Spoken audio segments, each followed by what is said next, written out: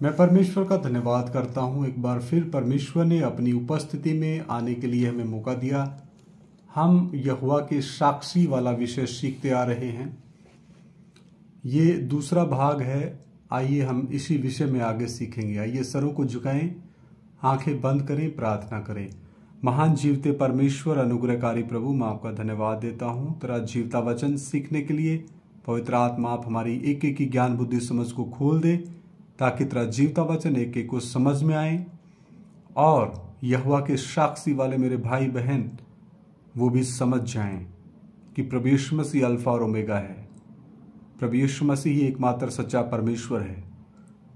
मैं अपने आपको, मेरी पत्नी, बच्चों को, मेरे माँ बाप, भाई बहनों को प्रभु यीशु मसीह के पवित्र लहू से ढक देता हूँ। पवित्र आत्मा आप हमें ज्ञान बुद्धि समझ दे, तेरे स्वर्गदूत हिफाजत करे और तेरा वचन पवित्र आत्मा आप खोल के दें। प्रभु यीशु मसीह के सामर्थी और पवित्र नाम से मांग लेते हैं, सुनो और ग्रहण करो, आमीन। आइए यशाया 9 अध्याय और 6 वचन में पढ़ना चाहूंगा। क्योंकि हमारे लिए एक बालक उत्पन्न हुआ, हमें एक पुत्र दिया गया यानी जगत को, और प्रभुता उसके कांधे पर होगी यानी पुत्र के कांधे पर प्रभुता होगी, और उसका नाम अद्भुत युक्ति करने वाला, पराक्रमी परमेश्वर, अनंत काल का पिता और शांति का राजकुमार रखा जाएगा। आमीन, हालेलुया। नंबर 1, प्रभुता उसके कांधे पर होगी। उसका नाम अद्भुत युक्ति करने वाला, पराक्रमी परमेश्वर, अनंत काल का पिता और शांति का राजकुमार रखा जाएगा। तो प्रभु यीशु मसीह कौन है? अनंत काल का पिता है। कान खोलकर सुन लो मेरे भाइयों, मेरी बहनों, जो यहोवा के साक्षी से संबंध रखती हैं। यशायाह नबी ने लगभग 730 साल पहले पवित्र आत्मा के द्वारा ये भविष्यवाणियां की। मीका 5:2 भी पढ़ते हैं। मीका नबी की किताब 5 अध्याय और उसका 2 वचन।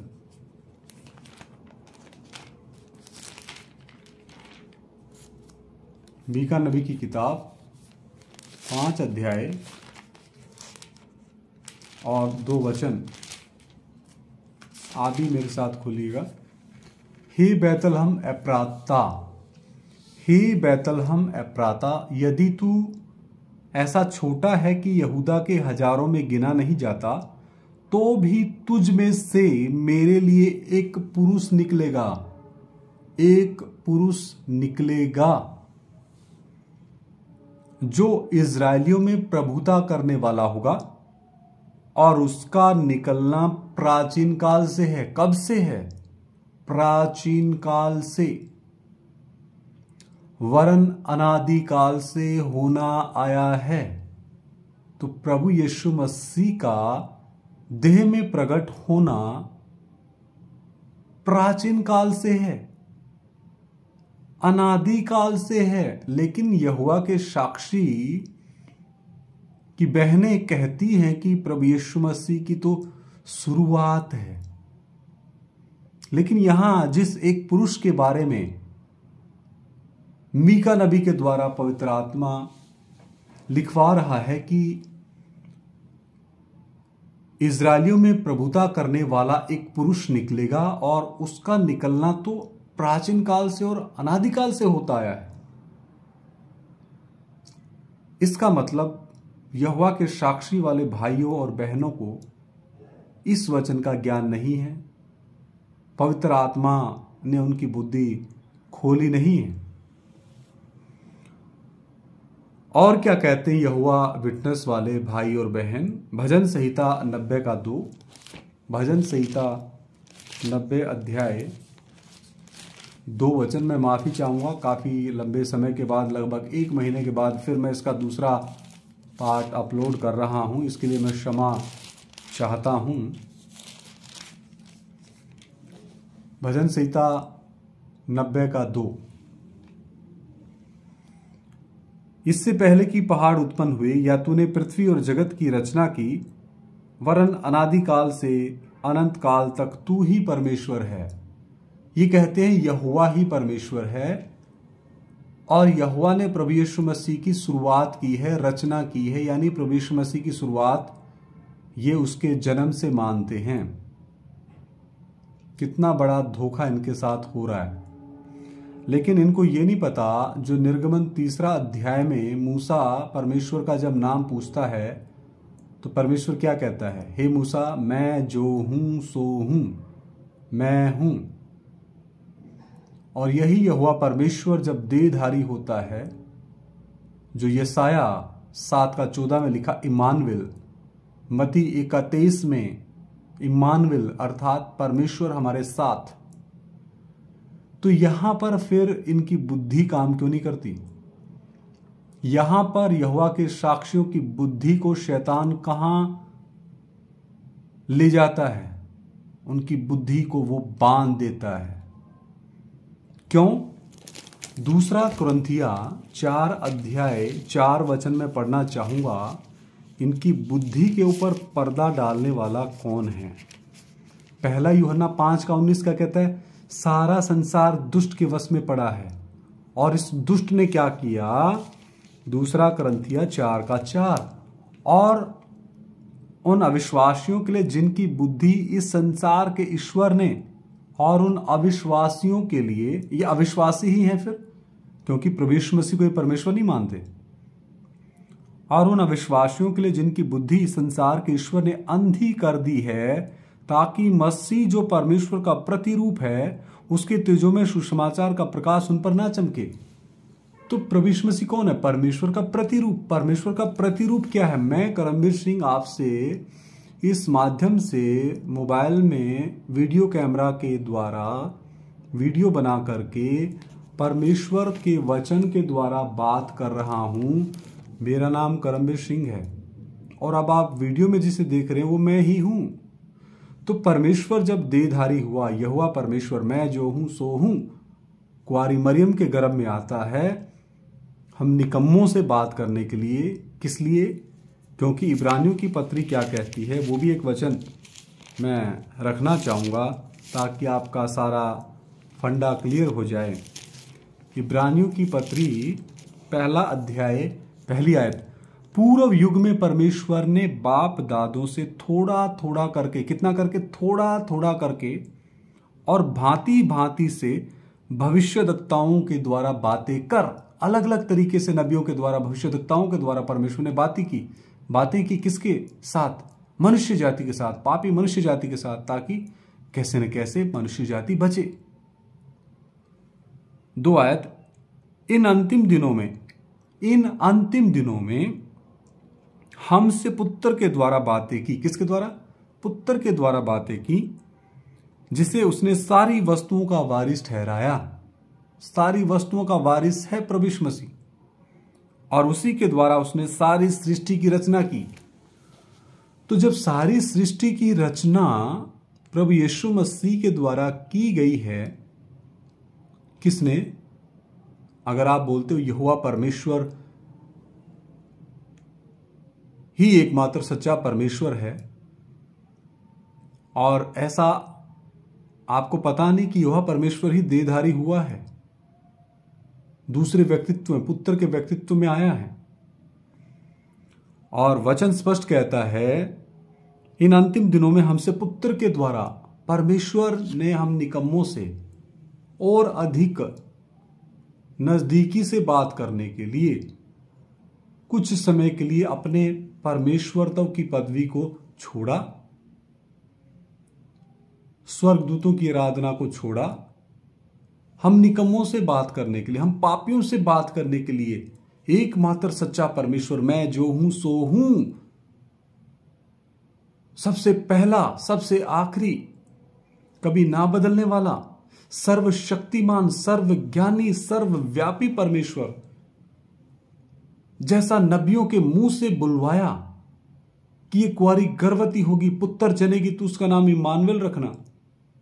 हमें एक पुत्र दिया गया, हमें एक बालक दिया गया, प्रभुता उसके कांधों पर होगी, और उसका नाम अद्भुत युक्ति करने वाला पराक्रमी परमेश्वर, अनंत काल का पिता, शांति का राजकुमार होगा। और मत्ती 1:23 में वो आता है, इम्मानुएल, जिसका अर्थ है परमेश्वर हमारे साथ। उत्पत्ति 3 अध्याय में प्रतिज्ञा की है, स्त्री का वंश आएगा हम पापियों को बचाने के लिए। आप तो हल्के में तुरंत बोल देते हैं कि प्रभु यीशु मसीह की शुरुआत है। आपको डर नहीं लगता कि प्रभु यीशु मसीह ही परमेश्वर है और अल्फा और ओमेगा है, एकमात्र सच्चा परमेश्वर है, देहधारी परमेश्वर है, 100% परमेश्वर और 100% मनुष्य। मनुष्य होने के कारण हमारे पाप और श्रापों को उठाया। और जब लाजर 4 दिन के मरे लाजर को जिंदा कर रहा है, 100% परमेश्वर का अधिकार इस्तेमाल कर रहा है। तीसरे दिन मुर्दों में से जी उठ रहा है, 100% परमेश्वर का अधिकार इस्तेमाल कर रहा है। प्रभु यीशु मसीह ने, देहधारी परमेश्वर ने हम निकम्मों के लिए, हम पापियों के लिए, हम श्रापित लोगों के लिए 33.5 साल धर्मी पवित्र जीवन व्यतीत किया, ताकि वो एक निर्दोष, निष्कलंक, निष्पाप, पवित्र कुंवारी से जन्मा एक बलिदान बने और वो बलि उसके परमेश्वरत्व को स्वीकार हो। किनके स्थान पे? संपूर्ण मनुष्य जाति के स्थान पे, हमारे पापों और श्रापों के स्थान पे एक ने भरना था। और उसमें 5 खूबियां होनी चाहिए। नंबर 1, वो कुंवारी से जन्मा हो। नंबर 2, निर्दोष हो। नंबर 3, निष्कलंक हो। नंबर 4, निष्पाप हो। और नंबर 5, पवित्र हो। और ये सिर्फ प्रभु यीशु मसीह में ही 5 खूबियां हैं। इसलिए वो परमेश्वर है, इसलिए उसने संपूर्ण मनुष्य जाति के स्थान पर अपने आप को बलिदान किया। और वो परमेश्वर होने पर भी उसे अपने वश में रखने की वस्तु नहीं समझा। ये भी वचन ले लो आप, बाद में आप गालियां देंगे, चुगलियां करेंगे, कमेंट्स पास करेंगे। ये भी पढ़ लो, फिलिपियों की पत्री 2 अध्याय। प्रभु यीशु मसीह कौन है? फिलिपियों की पत्री 2 अध्याय 5 वचन से लेके 11 तक मैं पढ़ने जा रहा हूं। ये विषय में नहीं है, फिर भी आपके फंडे क्लियर करने के लिए जरूरी है। जैसा मसीह यीशु का स्वभाव था, वैसा ही तुम्हारा भी स्वभाव हो, जिसने परमेश्वर के स्वरूप में होकर भी, क्या? जिसने परमेश्वर के स्वरूप में होकर भी, यानी प्रभु यीशु मसीह परमेश्वर है, परमेश्वर के तुल्य होने को अपने वश में रखने की वस्तु ना समझा। अभी आप मुझे इस हालत में देख रहे हो, इस ड्रेस में देख रहे हो, ये मेरा एक परमेश्वर के दास का व्यक्तित्व है। मैं अपने सरकारी ड्यूटी के दौरान, अपने अधिकार में जब होता हूं, 3 सितारे इधर, 3 सितारे इधर, और एक भारत सरकार के द्वारा दी गई वर्दी में जब होता हूं, तो मैं भारत सरकार के लिए क्या हूं? एक क्लास 2 ऑफिसर हूं, एक इंस्पेक्टर पद पे हूं। अगर मैं अभी इस पैंट कोट में हूं, तो क्या आप मना कर सकते हैं कि मैं एक भारत सरकार का अधिकारी नहीं हूं? नहीं, वो मेरा दूसरा व्यक्तित्व है। ठीक इसी तरह परमेश्वर अपने पहले व्यक्तित्व को, उस महिमा में परमेश्वर के स्थान को कुछ समय के लिए हम पापियों के लिए छोड़कर दूसरे व्यक्तित्व में आता है, पुत्र के व्यक्तित्व में आता है। तो मनुष्य जाति उसको क्या समझ लेती है कि ये तो ऐसे ही है बाकियों के समान, बाकी पीर फकीर पैगंबर संत महात्मा देवी देवता अवतार उन्हीं के जैसा है। ऐसे समझने की भूल मनुष्य जाति करती आ रही है, जो उनके विनाश का कारण बनती। यहां लिखा है, परमेश्वर के तुल्य होने को अपने वश में रखने की वस्तु नहीं समझा। यानी परमेश्वर ने हम निकम्मों को अपने स्वरूप और समानता में बनाया है, तो हमें बचाने के लिए उसने अपने परमेश्वरत्व को, पदवी को, महिमा को, स्वर्गदूतों की आराधना को, सब कुछ त्याग करके उसको अपने वश में रखने की वस्तु नहीं समझा। वरन अपने आप को ऐसा शून्य कर दिया और दास का स्वरूप धारण किया। परमेश्वर ने अपने आप को शून्य कर दिया, यानी एक कुछ समय के लिए कि मैं कुछ भी नहीं हूं।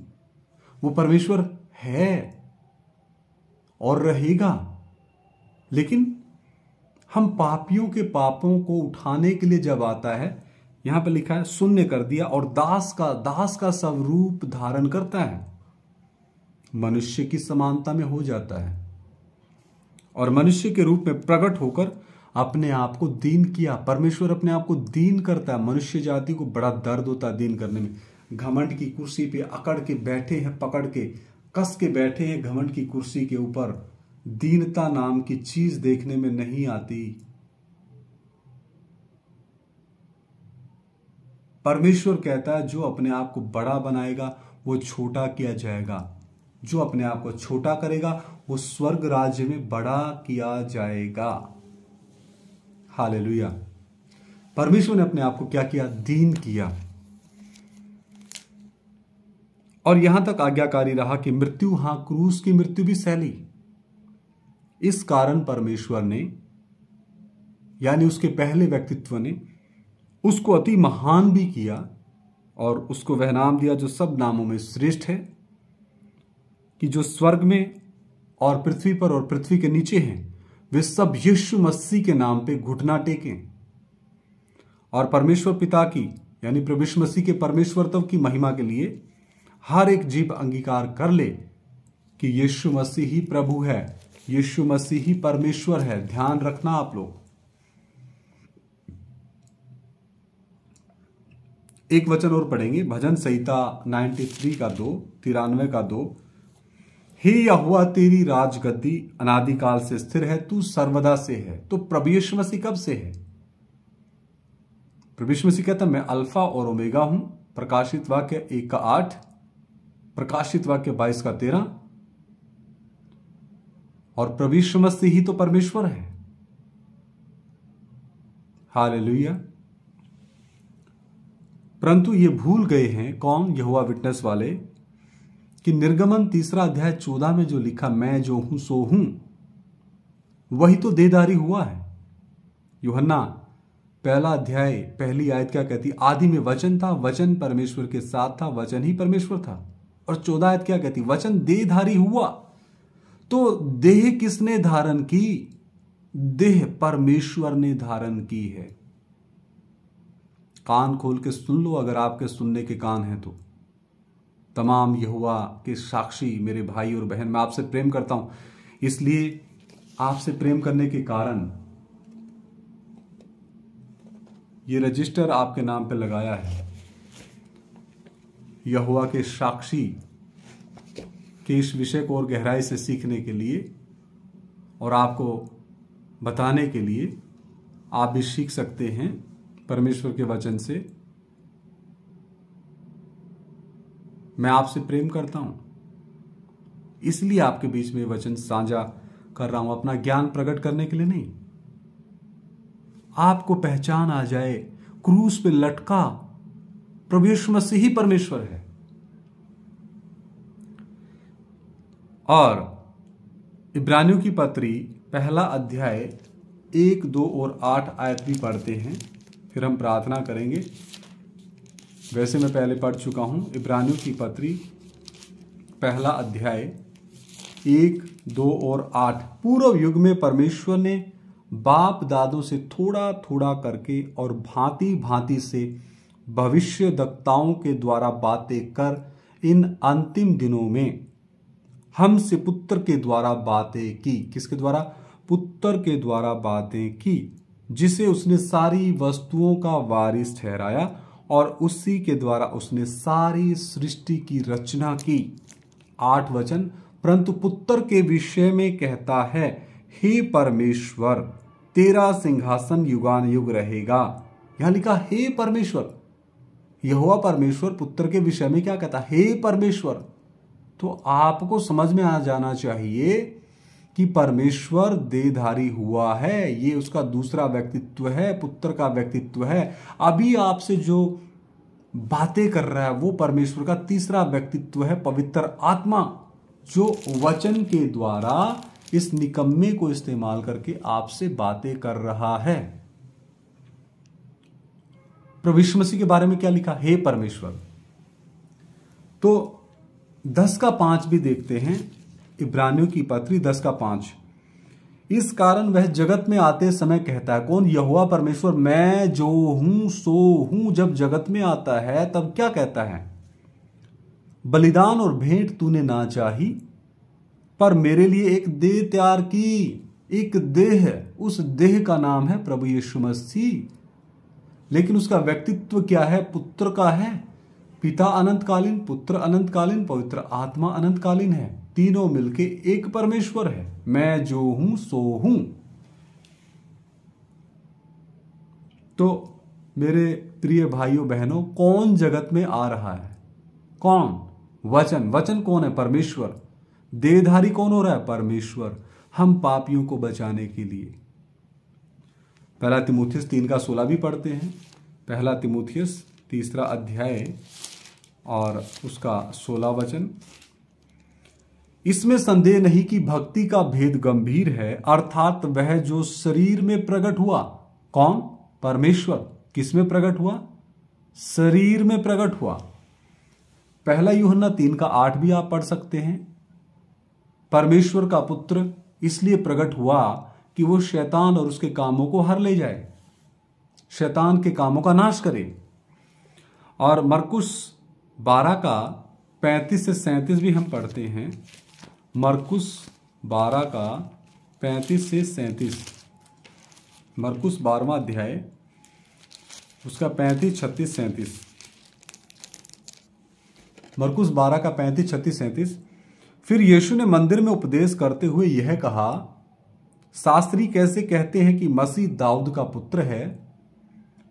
दाऊद ने आप ही पवित्र आत्मा में होकर कहा, प्रभु ने मेरे प्रभु से कहा, मेरे दाहिने बैठ, जब तक कि मैं तेरे बैरियों को तेरे पांव की पीढ़ी ना कर दूं। यानी प्रभु ने, पिता परमेश्वर ने, पहले व्यक्तित्व ने मेरे प्रभु से कहा, यानी पुत्र यानी प्रभु यीशु मसीह को कहा, मेरे दाहिने बैठ, यानी पिता परमेश्वर पहले व्यक्तित्व के दाहिने बैठ, जब तक कि मैं यानी पिता परमेश्वर पहला व्यक्तित्व तेरे बैरियों को यानी पुत्र परमेश्वर प्रभु यीशु मसीह के बैरियों को तेरे पांव की पीढ़ी ना कर दूं। यानी प्रभु यीशु मसीह के पांव की पीढ़ी ना कर दूं, पुत्र के पांव की पीढ़ी ना कर दूं।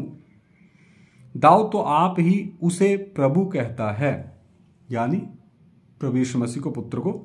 फिर वह उसका पुत्र कहां से ठहरा? और भीड़ के लोग उसकी आनंद से सुनते थे। आगे हम लूका 20:41 से 44 भी पढ़ते हैं। लूका 20वां अध्याय 41 से 44। लूका 20वां अध्याय 41 से 44। फिर उसने उनसे पूछा, मसीह को दाऊद की संतान कैसे कहते हैं? दाऊद आप भजन संहिता की पुस्तक में कहता है, प्रभु ने मेरे प्रभु से कहा, मेरे दाहिने बैठ, जब तक कि मैं तेरे बैरियों को तेरे पांव के तले ना कर दूं। दाऊद तो उसे प्रभु कहता है, तो फिर वह उसकी संतान कैसे ठहरा? यानी प्रभु यीशु मसीह दाऊद की संतान कैसे ठहरा? आगे मत्ती 22:41 से 46 में भी इसको पढ़ते हैं। मत्ती 22:41 से 46। मत्ती 22:41 से 46। जब फरीसी इकट्ठे थे तो यीशु ने उनसे पूछा, मसीह के विषय में तुम क्या सोचते हो, वह किसका पुत्र है? उन्होंने उससे कहा, दाऊद का। उसने उनसे पूछा, तो दाऊद आत्मा में होकर उसे प्रभु क्यों कहता है? प्रभु ने मेरे प्रभु से कहा, मेरे दाहिने बैठ, जब तक कि मैं तेरे बैरियों को तेरे पांव के नीचे ना कर दूं। 46 तक पढ़ेंगे। भला जब दाऊद उसे प्रभु कहता है तो वह उसका पुत्र कैसे ठहरा? इसके उत्तर में कोई भी एक बात ना कह सका। उस दिन से किसी को फिर उससे कुछ पूछने का साहस ना हुआ। तो मेरे प्रिय भाइयों बहनों, यहोवा के साक्षी ग्रुप से संबंध रखने वालों, इस वीडियो को बार बार आप देखना। हाथ जोड़ के मैं हाथ जोड़ के विनती करता हूं, आप इसको देखना, एक बार समझ में ना आए दोबारा समझना, बार बार सुनना, क्योंकि जीवन ना मिलेगा दोबारा। ये जीवन बहुत कीमती है, परमेश्वर के स्वरूप और समानता में आप सभी बनाए गए हैं। और मैं विनती करता हूं पवित्र आत्मा आप सबकी ज्ञान बुद्धि समझ खोले। तो इससे आगे हम तीसरे भाग में हम शामिल करेंगे। आइए सरों को झुकाएं, प्रार्थना करें। महान जीवते परमेश्वर, अनुग्रहकारी प्रभु, तेरा वचन एक एक को समझ में आने के लिए कृपा दे। पवित्र आत्मा, जो भी यहोवा के साक्षी ग्रुप के भाई बहन इस वचन को सुने, पवित्र आत्मा आप उनकी ज्ञान बुद्धि समझ प्रभु यीशु मसीह के नाम में खोल दे और ये वचन उनको समझ में आए। हमारी प्रार्थना को सुन ले, प्रभु यीशु मसीह के नाम से मांगते, सुनो और ग्रहण करो, आमीन। सभी को जय मसीह की, मारानाथा।